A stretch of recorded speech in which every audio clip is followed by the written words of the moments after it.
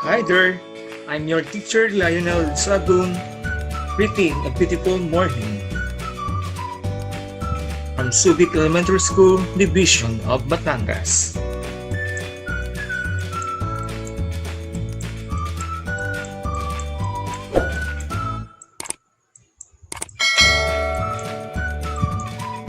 In this video, you will learn about the proper use of has and have.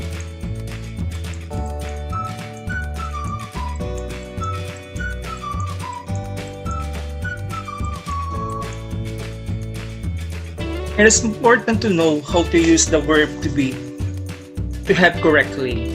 But what is the difference between have and has? Read on to find sentences with has and have, as well as to learn the grammar rules that dictate when you should use them.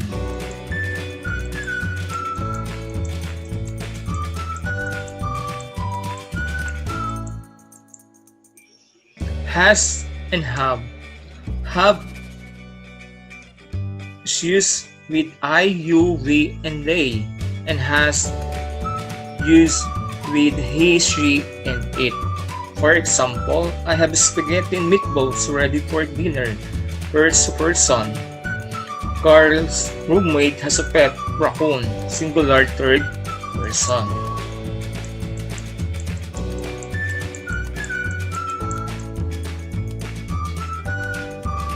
Present tense uses of have and has.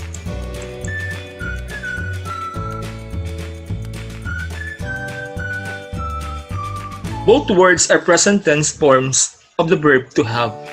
The past tense form is had, and the present progressive tense or continuous tense is having.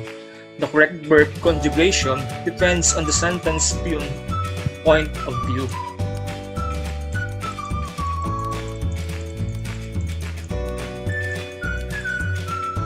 First person, second person, and plural third person conjugation that use the pronouns I, you, we, and they require the writer to use have. The same rule applies when a noun or name replaces the pronoun.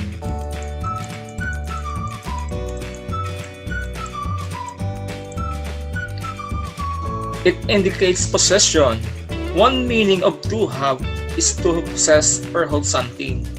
There are several ways to use have and has to indicate that the person or noun is in possession of something. Some examples include: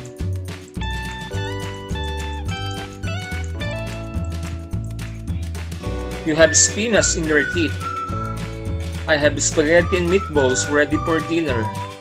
Noah and Steve have a bicycle that they can lend you.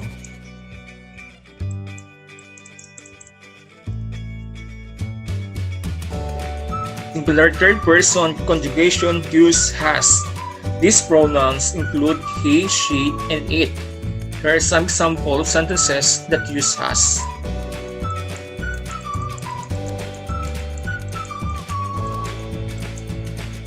Angela has a year left on her car lease. He has chocolate ice cream in the freezer. Carl's roommate has a pet raccoon. She has no idea that they are planning a surprise party. The bird has a nest in the backyard. Letty has so much homework tonight. Her car has a full tank of gas now.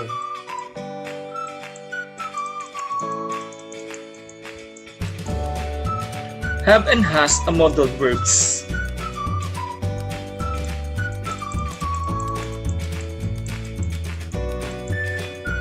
When have to or has to share meanings with must in a sentence, they are used as modal verbs to express mood. This usage influences the subjects and compels them to action in the present tense sentence. The grammar rules for various conjugation are the same as above. For example,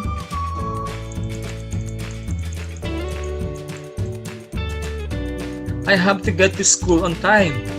You have to tell me what you know.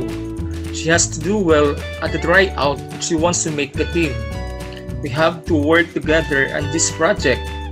My sister has to stay out of my room. Your friends have to go home now.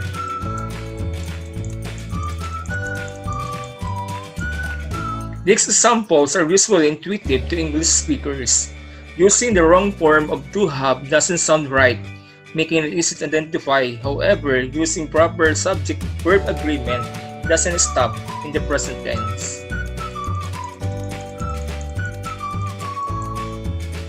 Auxiliary verbs in present perfect tense, also known as helping or linking verbs, join with active verbs to create a verb phrase. When have and has connect with past participle, they form the present perfect verb terms. Present perfect describe an ongoing situation that has occurred in the past and in the present.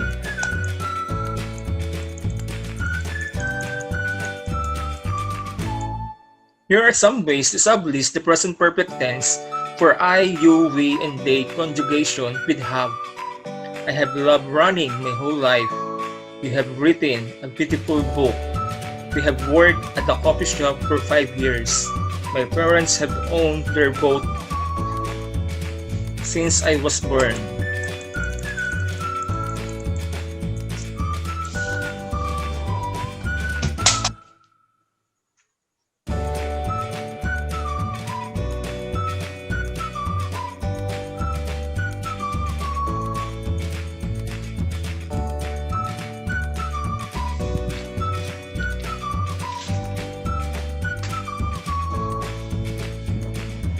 When the sentences contain a singular third-person perspective, use has. For example, my neighbor has lived next door since last July.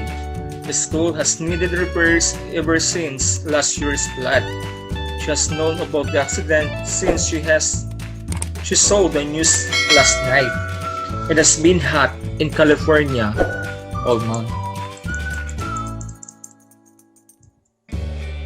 To create the past perfect tense, use had in place of has or have. Past perfect tense describe a continuous action that is no longer taking place.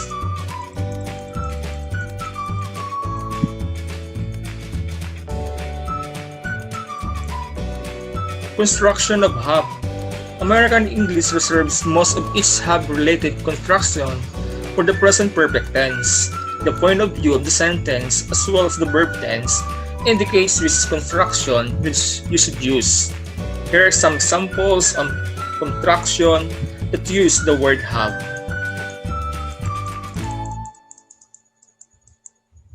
I've known that you like me for a long time. You've been told not to swim in the deep end. We've included a map in our wedding invitation. They've told me how to make ice cream before. I should pay more attention in class. You would turn right if the navigation hadn't corrected you. We might miss the freeway exit.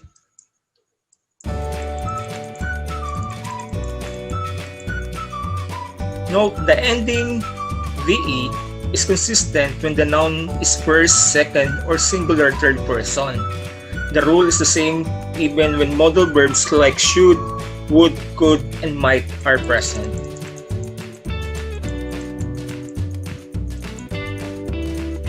Contraction of has. Has is not as versatile as other forms when it comes to contraction. Check out the dimensional examples of ways to use has in a contraction for plural third-person nouns in present perfect tense. For example, Harriet's already set the table. My dad's bought a new car. It's been a difficult year. She's seen that movie before. Has works in present perfect tense as well as have. However, when combined with modal verbs, even third-person nouns and pronouns shift to forms of have. Examples include, Harriet's would have set the table. My dad should bought a new car. It could have been a difficult year. She might seen that movie before.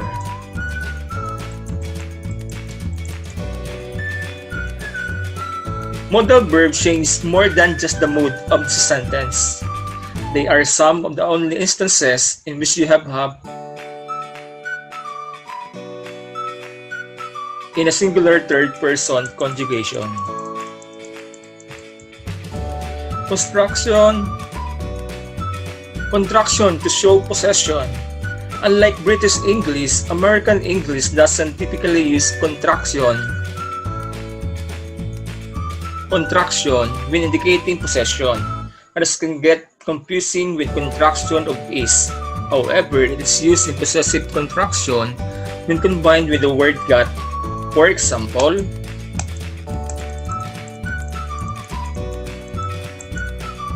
she's got a lot on her mind. She has got. I've got no plans for the weekend. I have got. You've got a lot of nerve. You have got. The water's got to be boiling by now. The water has got.